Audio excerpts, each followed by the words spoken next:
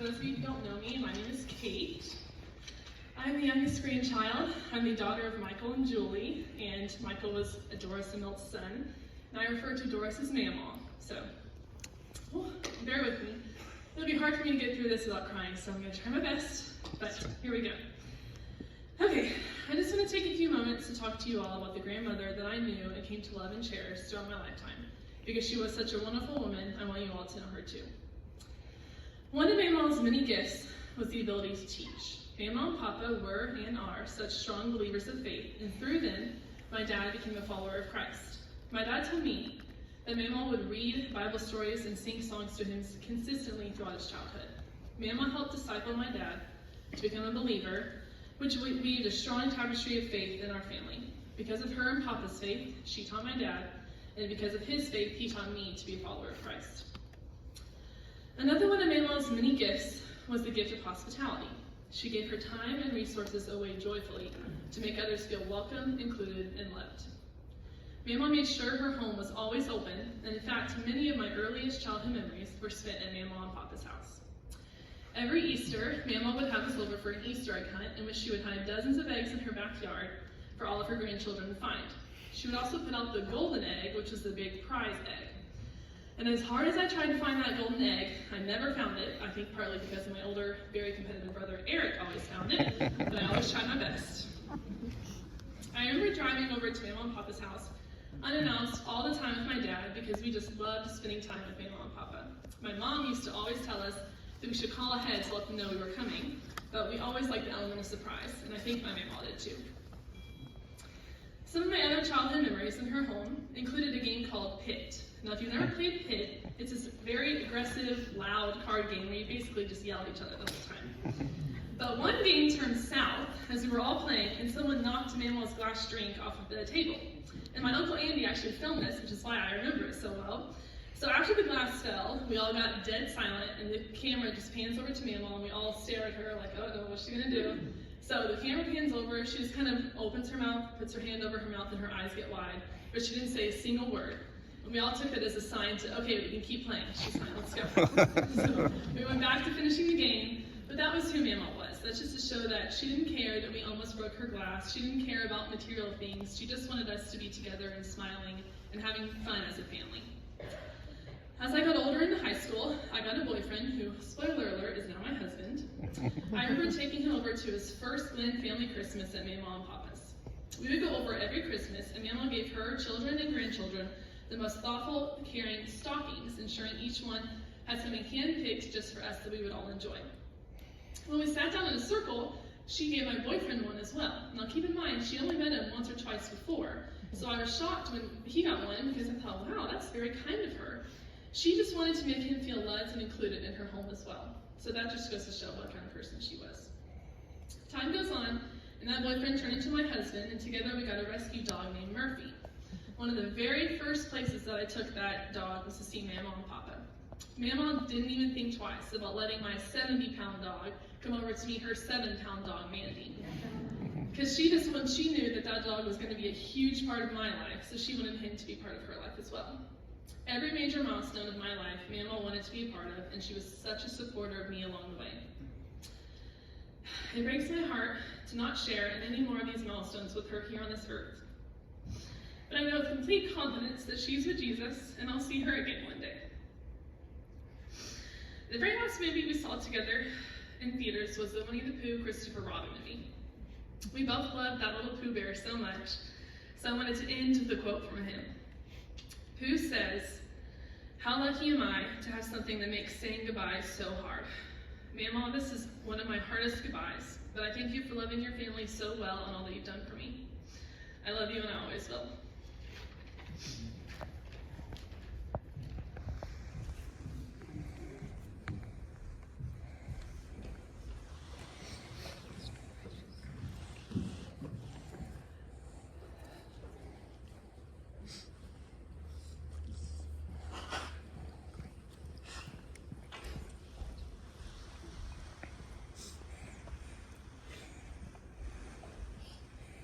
Hello, my name is Josh. I'm one of the sons of Dottie. I'm just going to share a memory I have of my Mamaw. we always lived far away from my grandparents. We weren't local here in Texas, so we'd come and see them once or twice a year. And I remember as we were saying goodbye, every time, Mamaw would come by and grab me and my brother, and very sneakily, she would slip a few dollars into our pockets. And she wouldn't just hand us $1 and say, "Here you go." It was a mission, and you could think that she was committing some great crime and giving us those dollars. And I look forward to it because I was getting money. But I look back and I think about it, and she wanted to have fun with us, and she did. And she loved having fun with us, and that's something I look back and remember. Mamaw taught us a lot of things, and two things that she made sure we knew. You heard in the initial reading, but the first one is that she made sure that we knew we were loved by Jesus, and there's nothing that we could do to separate us from His love, and it was going to be there. The second one is she made sure that we knew that she loved us, that our Mamaw loved us very much. And I think about that, and it goes back to loving God and loving people. And the best way we can love people is by sharing God's love with them. So I think that's our primary mission in life. And I look at that, and it's an example for me of how I need to live my life out. So we love our Mamaw very much.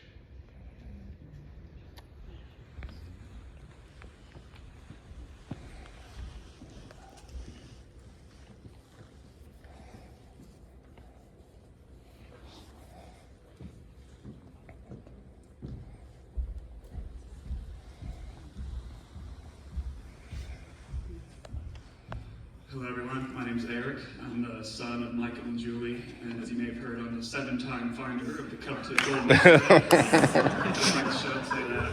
Although I never got snuck money from Mamaw, so I'm going to have a conversation after this. But like the rest of the grandkids, I have so many memories growing up of time spent at Mamaw and Papa's, from opening the Christmas stockings every year, to shouting or playing pit with the family, the George cousins turning their shouting matches, with Mamaw looking at us like we were crazy for young so much, to eating literal pounds of her famous pound cake, and always living with a full belly. Time spent at Mamaw and Papa's was always a good time had by all. But I think one of the fondest memories of Mamaw I have actually comes from when I was working in Houston 3 or 4 years ago.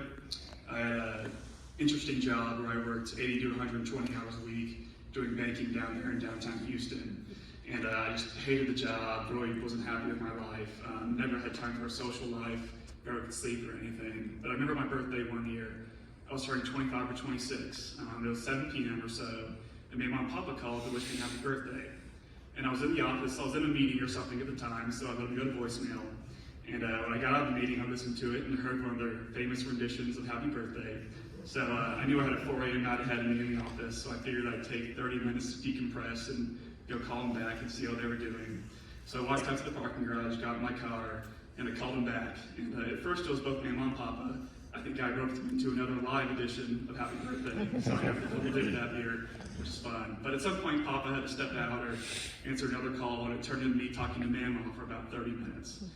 And despite everything going on in my life at that time, me being so unhappy and frustrated with work and exhausted, and knowing I had a terrible night ahead of me, for that 30 minutes, everything was all right, and everything was okay. We didn't talk about anything crazy. Talked about the Rangers, their upcoming season, how Mandy was doing, how work was going, if I'd been to church that past Sunday.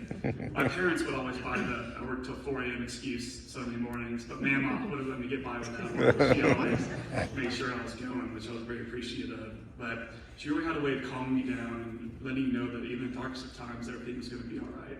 And I think that calming presence that grandmas and Mamaws have comes from a life well lived. And what a life did Mamaw live. In the 29 years I was lucky enough to know her, she showed me how to be a loving parent, a loving grandparent. She helped raise us, taught us the Word of God, and showed us in the dark times it's going to be all right. In the 68 years she was married to Papa, she showed us what a marriage centered around Christ looks like. A marriage sacrificing for your spouse, loving your spouse, making memories with your spouse, and using that relationship with your spouse to grow stronger in the Lord. And in the 90 years she was on this earth, she showed all of us what a life looks like devoted to the Lord. A life spent helping others, caring for others, teaching others, helping raise others, and leading others to Christ. And I think it's just really special what she was able to do. And I can't thank you, Papa, enough for the example that you and Mamaw have set for us. I can only pray to live a life as fulfilling as you and Mamaw. And she may be with our Heavenly Father in heaven right now, but I know many future generations of Glynn's, Allen's, Schindler's, and whatever name this family ends up taking, they're all going to be modeled after the life that Mamaw and Papa have set out for us, and her impact will be felt for countless generations to come. And all because of Mamaw and what Papa have set and modeled for us, an example for us. And so with that, I know Mamaw was a blessing to all of us. It means a lot, so much for you to all be here. I know she impacted all of us in so many unique ways. We thank you all for your support in this time. And know we all love Mamaw dearly, and we'll miss her much. Thank you.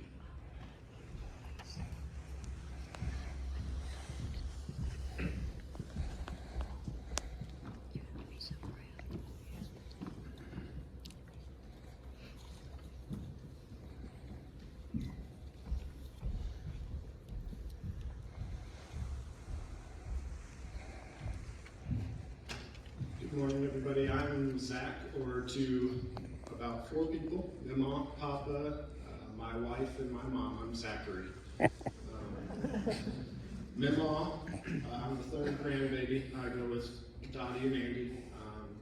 Mamaw loved us so much, and she always told us that. She loved 2 very special books that she read to us frequently. One was Guess How Much I Love You, and the other was Designed by God, So I Must Be Special. And she would not let us visit. As Josh mentioned, we were living in Georgia, so we would visit a couple times a year, and she would not let us go home without telling us, I love you this much, with her arms stretched out wide. And she would tell us that we're special. She also loved to talk about how God loved us and how that was important. And she told the same thing to my boys when we visited. She loved Jesus and prayed for us all the time. She demonstrated a strong faith and had a committed devotion to the Lord. She wanted us to be successful, and she wanted us to know Jesus as well. One of the things that I'm most thankful for is the example that Mamaw and Papa gave us of a committed marriage. It was clear when we would visit that they loved each other, they supported each other, and they were selfless in that love and service to one another. That's something that I got to witness, and it was important to me that that be present in my life. It was something I desired for, and I strive for now in my marriage. My wife and I have been married almost 8 years. We have 3 little boys, a 5-year-old, a 2.5-year-old, and a 4-month-old. One thing that I try to do, that I saw Mamaw model and Papa model in our lives, was to pray for them every day and to pray continuously. My wife and I teach a Bible study on Monday nights to college students, and we usually have 20-25 people, college students in our house. My wife cooks for them, serves a meal, we have a lesson, and the kids just hang out in our house. As you heard, Mamaw loved to have people over. She was very hospitable. That was something that I desired in a wife, and so I believe that my wife Angel does follow a lot of those things. A few weeks ago, 2 of our students that we had in our Bible study got married, and they wrote letters to everybody that attended the wedding. And in the letter, they discussed how when they thought of my wife and I, they thought of a marriage that displayed selfless love for one another and a service to our children, and it was obvious that we were centered around Christ and prayed for His path in our lives to be clear. The letter ended to us with, your family is a gift and we're thankful for you. I don't take any of the credit for that, because I know that it's only by God's grace that we are in the position that we can lead those people. And I know that that comes from a lifetime of prayer from Mamaw and Papa and my parents. I believe, as Jesus stated in John 14:13 and 14, that he will do whatever we ask when we pray for it in his name for the glory of God. I believe that the time that Mamaw and Papa spent prayerfully thinking of us and wishing the best for our lives has come true. I think that God has answered those prayers in providing for my family and each of my cousins. And I pray that I can continue on the way that Mamaw and Papa have showed us and pray for my family and my children to love others, to love God, and to live a life centered around him. Mamaw was a blessing to all of us, and I'm very thankful for every day that she was here on earth. I'm thankful to have confidence and a hope knowing that she is with the Lord now and is pain-free. One day we will get to be with her again, and I cannot wait for that day. Thank you.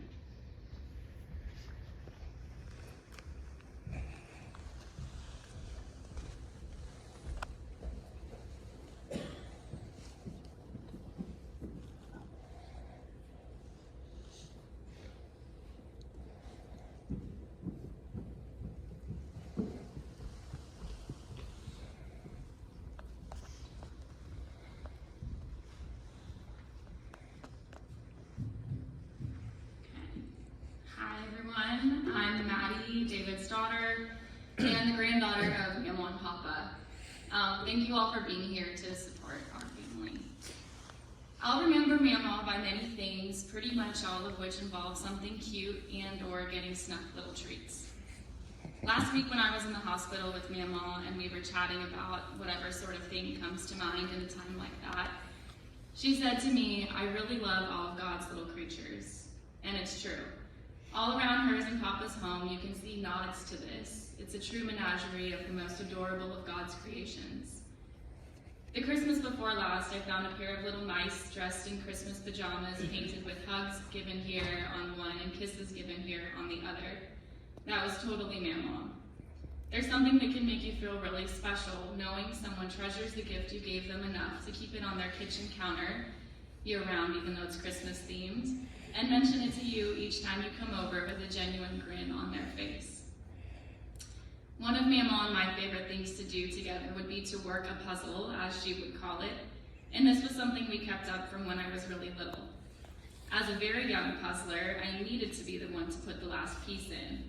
Despite the group effort, I clung to the final moment of individual glory of fitting in that last piece, which I accomplished every time by hiding one or two pieces in my hands while continuing to work, and the end was nearing. Mamaw later divulged to me that despite how sly I thought I was, she knew what I was doing the whole time, in part because the pieces were larger than my hands. But she never said anything and always acted surprised and impressed by me. That was Mamaw. Some of my favorite moments were with her sitting around a table, catching up on whatever was going on in our lives, or just sitting in silence, looking for sides that connected. Every so often, Mamaw would send me letters as well, containing much of the same of what we'd share around the puzzling table. Musings and what Papa and Mandy were up to of late. Of course, I still have all of these letters. Mamaw showered me with a grandmother's love and always made me feel special. Every Easter, she made it a point to make her famous bunny cake and tell me that she was doing it because she knew I loved it. I did. Every birthday, no matter where I was living at the time, I could rely on a card from her and Papa and a phone call, like Eric mentioned, where in unison they sang the entirety of Happy Birthday, ending with, "We love you very much." What an incredible blessing it is to be gifted with that kind of love. The kind that remembers and is present, consistent, and tender every single time. I remember when I woke up on my 18th birthday 13 years ago, I had the distinct feeling that I needed to see Mamaw and Papa that day. So I drove over to their home that morning. I believe now that it was that I needed some of that steadfast love to send me into what at the time I thought was adulthood. There have been many moments since that love has encouraged me in tough times. Many of you will be familiar with the book Guess How Much I Love You that my cousin Zach just mentioned, featuring a big and little nut brown hare attempting to measure the distances of their love with outstretched arms in their highest hops. Eventually, Big Nut Brown Hair says, "I love you right up to the moon and back." This book will always remind me of Mamaw and her reading it and meaning every single word. She gave me a magnet of that book, which I have been sure to carry through many moves and currently hangs upon my fridge, reminding me of her and her care. This book means a lot to both of us, and I suppose after all this is said, all of this can truly be boiled down to a simple phrase. As I told her a couple of weeks ago in the hospital the last time I got to see her, "Mamaw, I love you right up to the moon and back."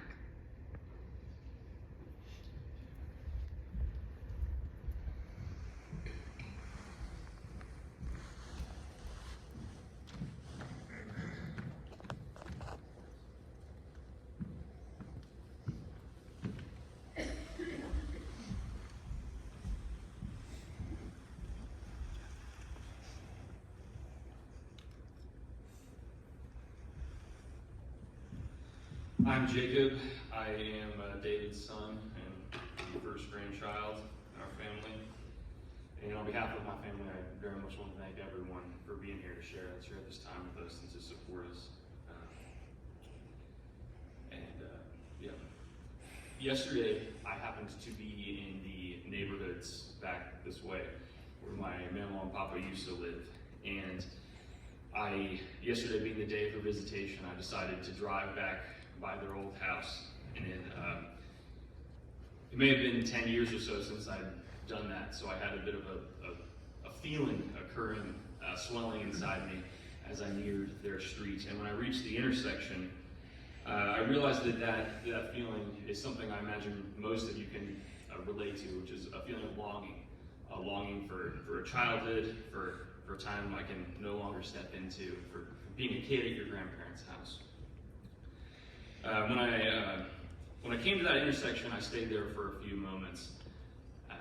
This is a ways away from their house, and their house was at the end of a slope that sloped up and then descends very steeply on the other side away from their house. And I could see myself sitting in the little red wagon with the wooden sides, and my Mamaw pulling me up on the road. And I remember what it felt like to be in that wagon, the way the world looked, and the joy that I had in those moments.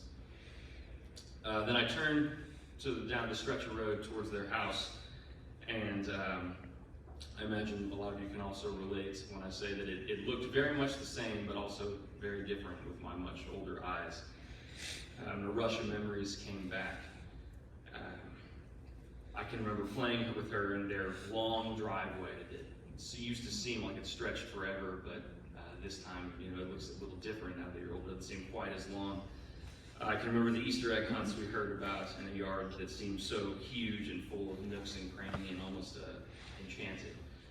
And I remember being absolutely enthralled by the old rotary telephone they used to have. And she used to let me dial home just so I'd get a chance to use it. Wow.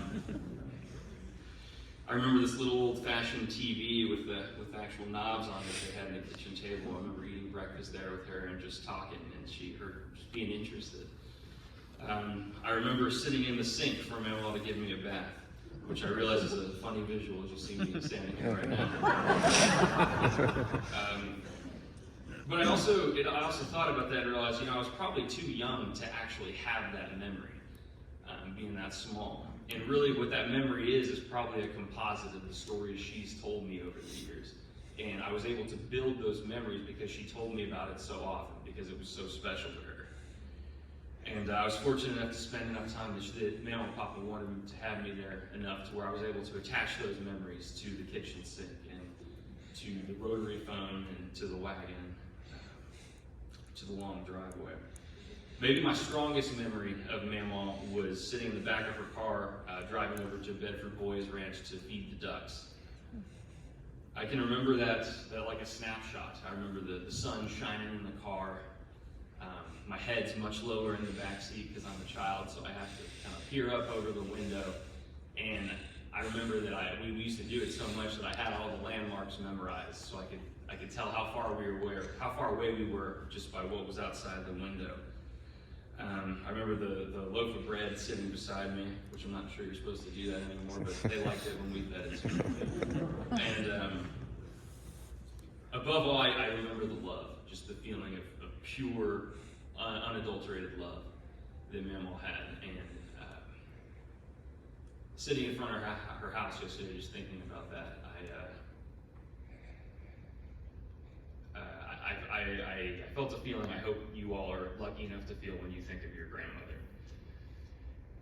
And when I think about her, that's what I think of. I think of a love that is so inseparable from the word Mamaw in our family. And I think maybe the reason that she asked that the grandchildren be the ones to speak today is because I think she felt her love for her family was what her life's masterpiece was. And perhaps it was her desire that we would all feel and experience that love together, and that would be her way of saying goodbye to us as we say goodbye to her today. That this would be her way of saying, this is what I aimed for, and this is what my life was about. So I hope that the words my sister, my cousins, and I have shared are able to do justice to that masterpiece, because she was very full of love, and we will miss her. I hope that we will be able to honor her by remembering the wonderful times with which she blessed us, by keeping that love alive, and by passing it down as the precious gift that it truly was and has been to have had a grandmother like our